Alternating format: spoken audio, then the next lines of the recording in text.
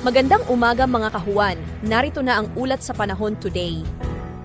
Magandang umaga. Narito na ang pinakahuli sa lagay na ating panahon ngayong araw ng Martes, April 14, 2026.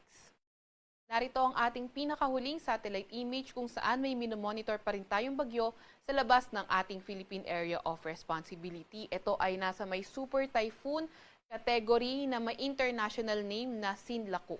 Nananatili naman itong malayo sa ating bansa at nasa 2,455 kilometers silangan ng southeastern Luzon. Nagtataglay ng lakas na hangin na 205 kilometers per hour at bugso na abot sa 250 kilometers per hour. Kumikilos sa direksyong Hilagang Kanluran sa bilis na 15 kilometers per hour. Kahit nga may kalakasan, itong si Super Typhoon Sinlaku, nananatiling mababa ang tsansa na ito ay maglandfall sa kahit anong parte ng ating bansa at mababa rin naman yung tsansa na pumasok ito ng ating area of responsibility.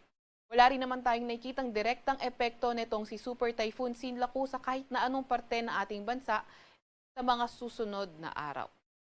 Samantalang yung ridge ng high pressure area, yung nag-extend over northern Luzon. So sa mga areas na apektado nito or kung saan siya nag-extend at yung mga areas malapit, nananatiling mababa yung mga tsansa ng mga thunderstorm activity. May kita nga rin natin sa ating satellite image na halos maaliwalas nga sa ating buong kapuluan.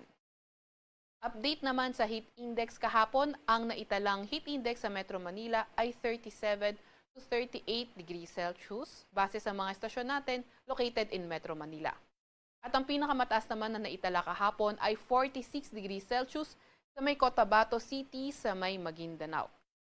Ngayong araw, tinatayang 37 to 38 degrees Celsius ang heat index sa Metro Manila at ang pinakamataas na heat index ngayong araw ay posible sa Cotabato City, Maguindanao. At dahil nga tayo ay nasa dry season na, kung maaari iwasan natin yung paglabas ng bahay during peak ng pinakamainit around 10 to 4 p.m. Pero kung kinakailangan talaga nating lumabas, ugaliing magdala ng payong, ng tubig at posible rin tayo magsuot ng mga light color, lightweight na damit na mga long sleeve rin naman. Update naman sa lagay na ating karagatan, wala pa rin tayong nakataas na gale warning sa kahit anong dagat baybayin ng ating bansa.